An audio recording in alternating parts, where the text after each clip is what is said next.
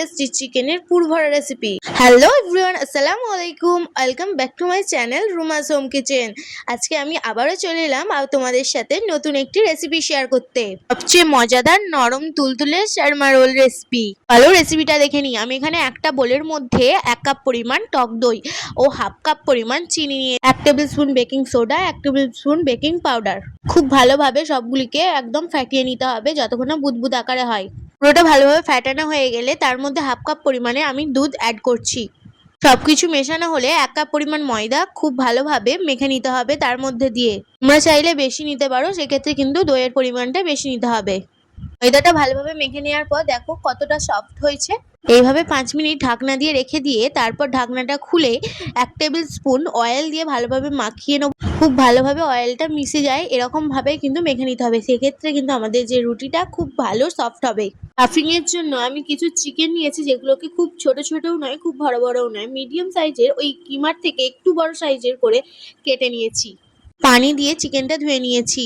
আর stuffing এর জন্য লাগবে আমার কিছু ভেজিস, যেগুলোকে আমি চপড করে নিয়েছি। দেখতেই পাচ্ছ এখানে গাজর, পেঁয়াজ, টমেটো, শসা আর কাঁচা লঙ্কা। আরও মেখে রাখা ময়দাটাকে হাতে করে ডলে নিয়ে 3টে লেচি কেটে নিচ্ছি এইভাবে। বেশি বড় কাটতে হবে না, কারণ এটা ফুলে অনেকটা সফট এবং ফ্ল্যাপি হবে।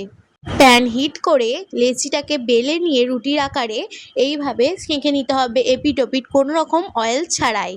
একটু টাইম নিয়ে ভালোভাবে রুটিটা করলে রুটিটা অনেকটা সফট হবে। এটা কিন্তু নানও হচ্ছে না, কোনো রুটিও হচ্ছে না, অনেকটা পিৎজা রুটির মতোই করে নিচ্ছি। তারপর রুটিটা এপিট ওপিট হালকা লালচে হয়ে এলে তুলে নেব। ইদানিং দেখছি আমার ভিডিওতে ভিউজ হচ্ছে কিন্তু লাইক হচ্ছে না।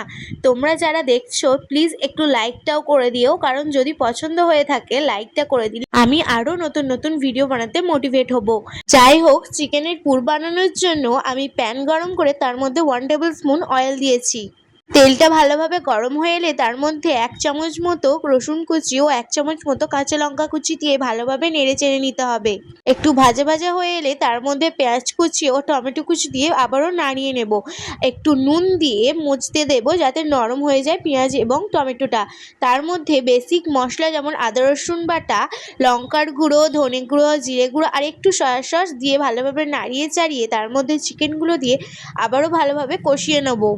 চিকেনটা ফুল কুক হতে দেবো, একদম ভাজা ভাজা নয়, একটু জুসি রাখবো। তোমরা দেখতেই পাচ্ছ মাশাআল্লাহ চিকেনের পুরটা একদম পারফেক্ট ভাবে তৈরি হয়ে গেছে। এবার ওটা নামিয়ে রেখে দেবো। তোমরা তো দেখতেই পাচ্ছ আমার বানিয়ে রাখা রুটিগুলো কতটা ফ্লাপি হয়েছে।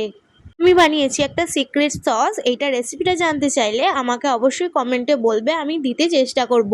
তারপর চিকেনের পুরটা দিয়ে সসটা লাগিয়ে গাজর কুচি, টমেটো কুচি আর শসা কুচি, পেঁয়াজ কুচি, কাঁচা লঙ্কা কুচি দিয়ে ভালোভাবে ফোল্ড করে নিয়ে একটা টুথপিক গুঁজে দেবো। দেখো আমি সবগুলো কিন্তু রেডি করে নিয়েছি। ওপর থেকে সস এবং টমেটো কুচি, শসা কুচি আর পেঁয়াজ কুচি দিয়ে ডেকোরেশন করে নিলেই তৈরি আমাদের মজাদার শর্মা রোল। তোমাদের কেমন লাগলো রেসিপিটা অবশ্যই আমাকে কমেন্টে জানাবে। তোমাদের কমেন্টের আশায় আমি থাকি। আর দেখতে তো দুর্দান্ত হয়েছে মাশাআল্লাহ, খেতেও কিন্তু দারুণ হয়েছিল। তোরটা নোনতা ঝালের কম্বিনেশনে একদম পারফেক্ট রেসিপি। এটা বিকালের নাস্তা কিংবা রাতের ডিনার যে কোনোতেই তোমরা মেহমানদের বানিয়ে দিতে পারো। লাগলে লাইক সাবস্ক্রাইব অবশ্যই করবে। আল্লাহ হাফেজ।